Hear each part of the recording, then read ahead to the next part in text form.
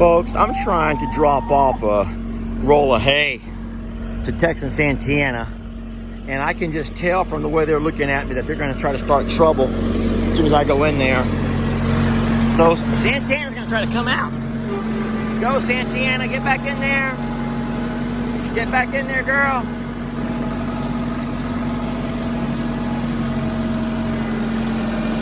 Gotta be real careful here. We do not want Tex and her to get out. I'm not as worried. No, ma'am. I'm not as worried about her as I am about him. If she gets out, you need to go away, girl. If she gets out, that's not a huge deal. Hey, get out of that roll. I'm not done yet. Look at this guy. Move, kids. Look at him. I've not dropped the roll of hay off yet. Hey, you're going to get that stuff. Tex, that's not where I want to drop it. Guys, boy, he is just trying to throw all kinds of trouble with me. I'm not ready to drop the roll of hay off the tractor yet. Look what this guy's doing. Hey, you're going to end up strangling yourself, and who's going to help you? Who's going to help you once you're all strangled? Because I can't help you. I'll just drop it here. I did not want to drop that roll of hay right there. But if I keep messing with it, trying to back out of here the way I came in, I'm trying to look backwards and back out of here the way I came in.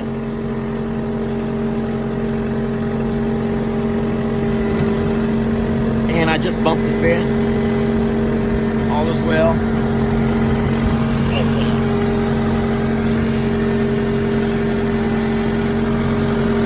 Boy, you could tell just from the look of his face that he was not going to be happy. It's not like me in that pasture with him. Let me turn off this tractor. Let me turn off this tractor so you can hear a little bit. Folks, listen. You spend enough time with animals, you begin to recognize and you can hear their voices. You may not have heard much of anything, but I could just see the look of his face, his anger and disgust at me for having him enclosed in this small pasture. And because he's enclosed in a small pasture, I mean, don't get me wrong, there's a lot of grass here, folks. Let me get down on level. You see, there's a lot of grass here. But I still like to supplement that grass with some hay. And so, what he's done, though, by getting all weird, was he went by and stuck his horn into that hay before I had a chance to cut those strings off. And now he's got himself all tangled up in it. And I don't know if he can get out or if he's just taunting me to come over there and try to help him so he can stick me good. So, Santana's playing her little ring around the rosy game. Or she may just be trying to avoid getting a horn in the cooch.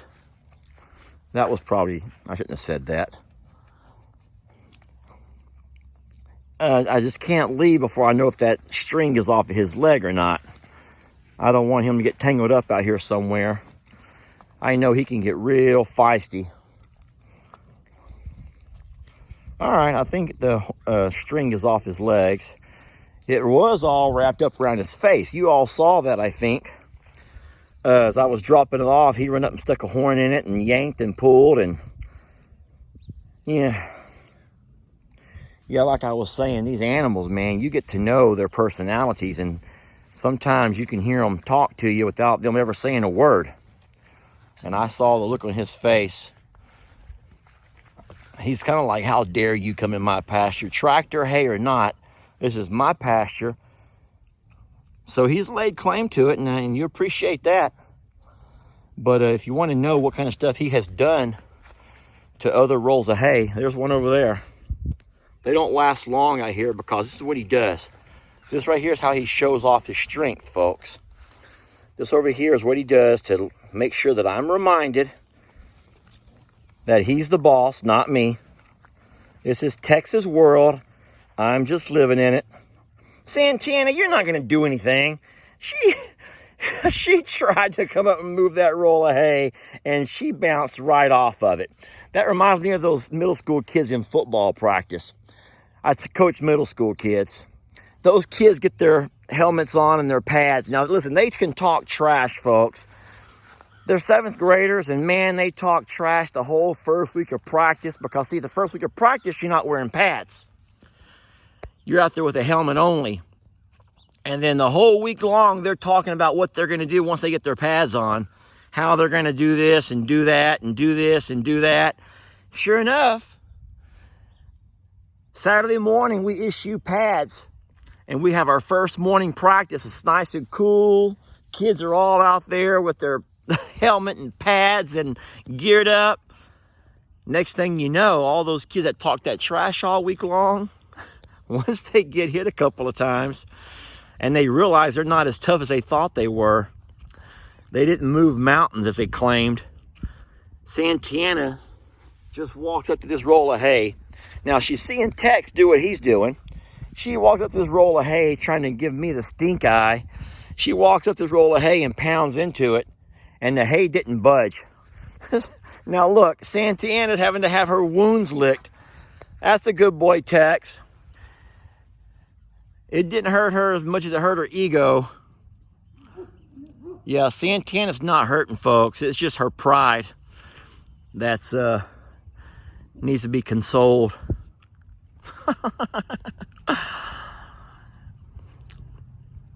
That's a pretty bull right there, folks. He is a really pretty bull.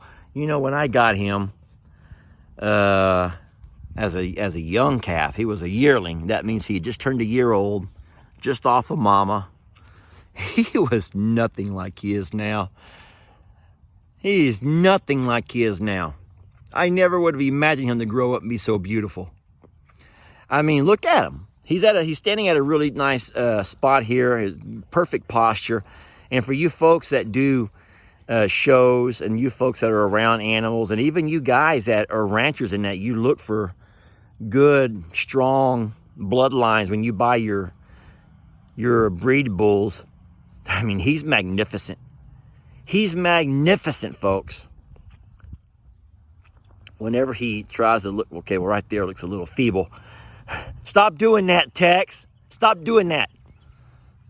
So there are times when he stands along that fence line and Billy's looking over here and he's trying to look good for Billy's girls. And he really does look like the kind of bull you might see in a movie. The kind of those matadors fight.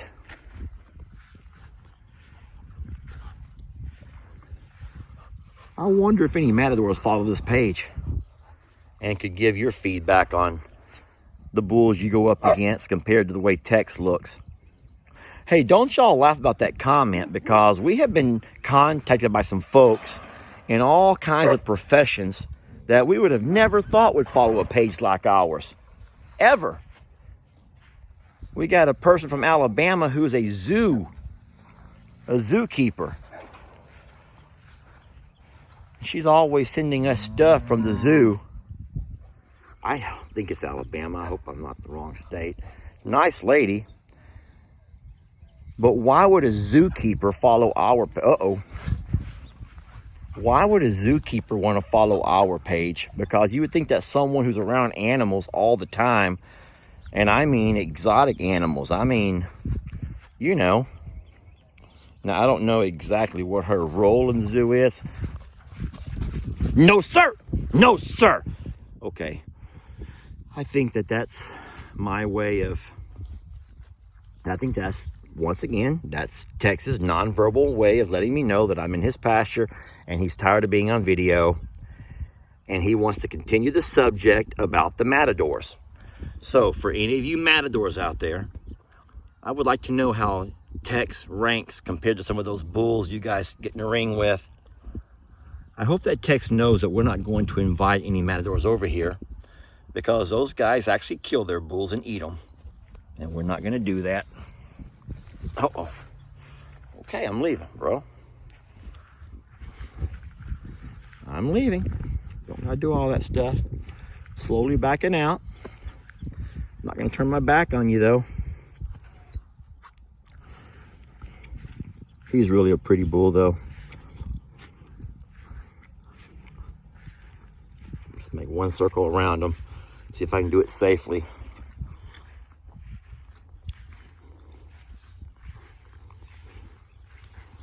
Sand tan is coming back to show off a little bit more.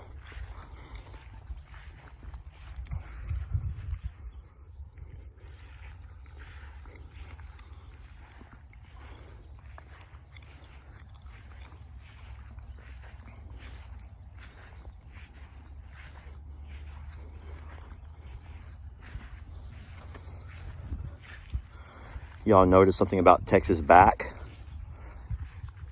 He has no flies along his back. All of the flies congregate around the bottom.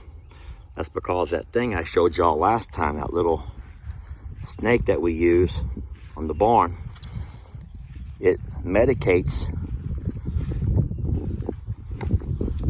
I don't want to say medicates, but